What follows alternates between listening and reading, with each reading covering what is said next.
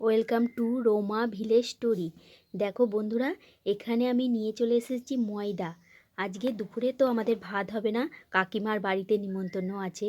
দেখো, ওরা বাচ্চারা সব স্কুলে যাবে, তাই এখানে একটু ময়দা দিয়ে পরোটা বানাবো, আর ভাবছি একটু বাঁধাকপির তরকারি বানাবো।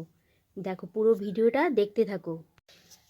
দেখো, ময়দাটা মাখাবো বলে ওর মধ্যে দিয়ে দিচ্ছে 1 চামচ লবণ। লবণ দিয়ে আমি ভালো করে এটাকে মিক্সড করে মাখিয়ে নিচ্ছি। তারপর একটু দিয়ে দিচ্ছি চিনি, কেন বাচ্চারা খাবে তো, পরোটাটা মিষ্টি মিষ্টি লাগলে ওদের খুব ভালো লাগবে। ওই করে ওর মধ্যে একটু চিনি দিয়ে দিচ্ছি। দিয়ে এবার দেখো, একটু সাদা তেল দিয়ে ময়ম দিয়ে দিচ্ছি, যাতে পরোটাটা সুন্দর খাস্তা ভাব হয়। বন্ধুরা, দেখতে থাকো পুরো ভিডিওটা। দেখো বন্ধুরা, এখানে গ্যাসে একটু গরম জল বসিয়ে দিচ্ছি। আমি তো গরম জল দিয়ে ময়দাটা মাখালে ময়দাটা সুন্দর আর খাস্তা হয়। তোমরা দেখবে গরম জল দিয়ে একটু ময়দা মাখাবে, খুব সুন্দর হয়। দেখো, এটা আমার মাখানো হয়ে গেছে। এবার আমি এটাকে চাপা দিয়ে রাখবো, তারপর পরের ভিডিওতে চলো। এই দেখো বন্ধুরা, আমি চলে এসেছি বাগানে। দেখো, সকালে বাঁধাকপি তুলতে যাচ্ছি। দেখো, হাতে কাঠারি আর ব্যাগ নিয়ে আমি চলে যাচ্ছি বাগানে। দেখো,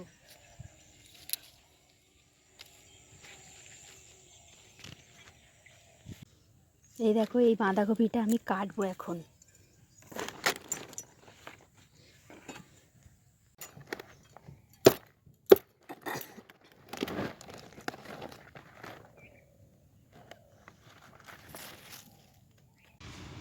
দেখো বন্ধুরা, আমি চলে এসেছি আবার পরের ভিডিওতে। এখানে দেখো, আমি হাঁড়ির মধ্যে একটু গরম জল করে নিচ্ছি।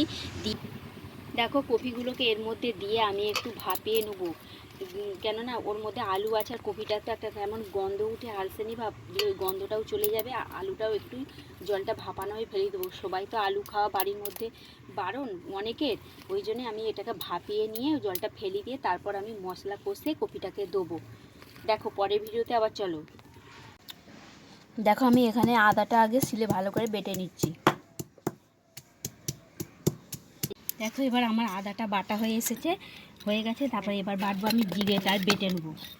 দেখো, এবার আমি জিরেটাকে বেটে নিচ্ছি, সব বাটা। দেখো, আমার জিরেটাও বাটা হয়ে গেছে, মশলাগুলো আমার বাটা রেডি। এবার আমি তরকারিটা রেডি করব। দেখো, এবার কড়ার মধ্যে আমার দিয়ে দিচ্ছি একটু সর্ষের তেল।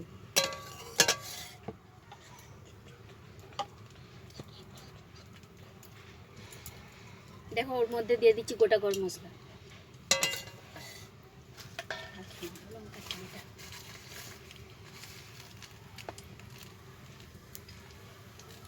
দেখো, ওর মধ্যে দিয়ে দিচ্ছি আবার গোটা জিরে।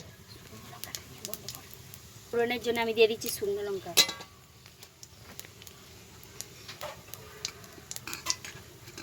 তারপরে আমি দিয়ে দিচ্ছি কুচানো টমেটো।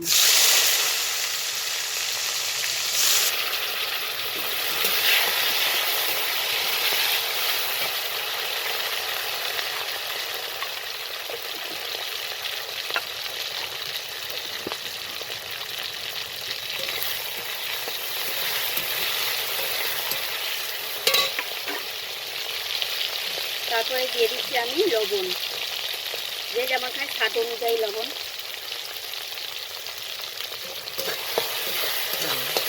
হলুদ গুঁড়ো। তারপরে দিয়ে দিচ্ছি আমি লঙ্কার গুঁড়ো।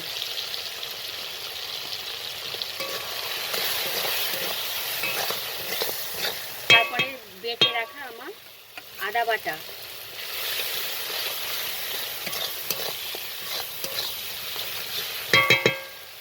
তারপরে আমার বাটা মশলা হচ্ছে জিরে।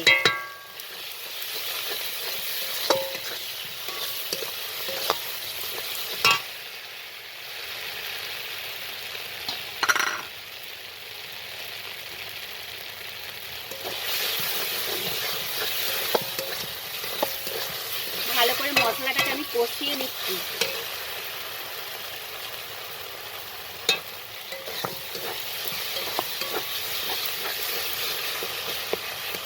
তারপরে মশলা বাটার যে জলটা ছিল ওইটাও আমি দিয়ে দিচ্ছি। তারপরে আমার সেদ্ধ করা যে কপিটা ছিল সেই কপিটা ওর মধ্যে দিয়ে দিচ্ছি।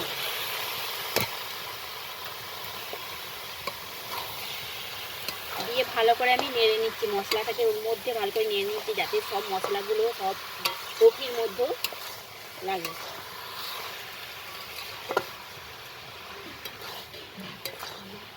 দেখো বাঁধাকপির এই রেসিপিটা আমার কমপ্লিট হয়ে গেছে। এবার দেখো আমি ছোলার ডাল এখানে সেদ্ধ করে রেখেছি, ওইটা আবার বানাবো।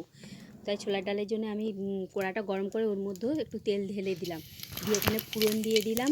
তারপরে সব রকমই ফোড়ন দিয়ে দিয়েছি। ফোড়নটাকে একটু নাড়াচাড়া করে তারপরে ওর মধ্যে দিয়ে দিলাম আদা বাটা। আদা বাটাটাকে নেড়ে আমি দিয়ে দিচ্ছি এবার জিরে বাটা, বেটে রাখা জিরে ওর মধ্যে দিয়ে দিলাম।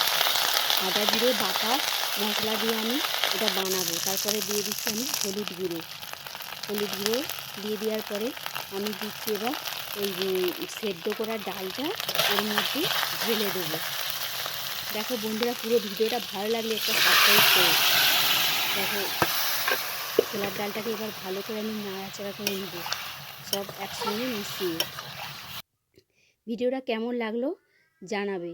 দেখো আমার ডালটা প্রায় কমপ্লিট হয়ে এসেছে। একটা ভালো লাগলে একটা লাইক করো, আমাদের পাশে থেকো। দেখো এখানে এবার আমি পরোটাগুলোকে বেলে নিচ্ছি।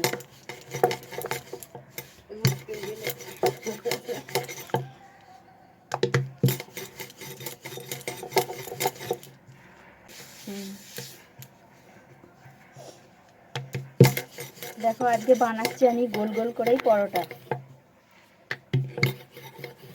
দেখো আমার পরোটাগুলো বেলা হয়ে গেছে, এবার আমি চলো পরোটাগুলোকে ভেজে নিই।